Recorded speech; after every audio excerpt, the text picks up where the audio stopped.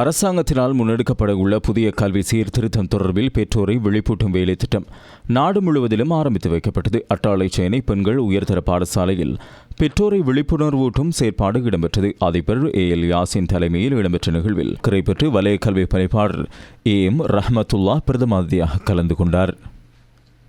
அரச மருந்தாக்கல் கூட்டுத்தாபனத்தின் 68வது ஒசுசல கிளை கல்முனையில் திறந்து வைக்கப்பட்டது. கூட்டுத்தாபனத்தின் தலைவர் டாக்டர் மனோஜ் வீரசிங்க தலைமையில் நடைபெற்ற நிகழ்வில் பிரதமாதியாக பாராளுமன்ற உறுப்பினர் அபுபக்கர் ஆதம்பாவா கலந்து கொண்டார். அப்பாறை மாவட்ட அரசாங்க அதிபர் சிந்தகாபே விக்ரம உள்ளிட்ட பலரும் கலந்து கொண்டார்கள். மட்டக்களப்பு மாவட்டத்தில் 1700 மாணவர்களுக்கு புத்தக பைகளும் கற்றல் உபகரணங்களும் வழங்கப்பட்டன. தாளங்குடா மாநாட்டு மண்டபத்தில் இடம்பெற்ற வைபவத்தில் தொழில் திணைக்கள மட்டு மாவட்ட உதவி ஆணையாளர் பவதாரணி ரவிராஜ் உள்ளிட்ட பலர் கலந்து கொண்டார்கள்.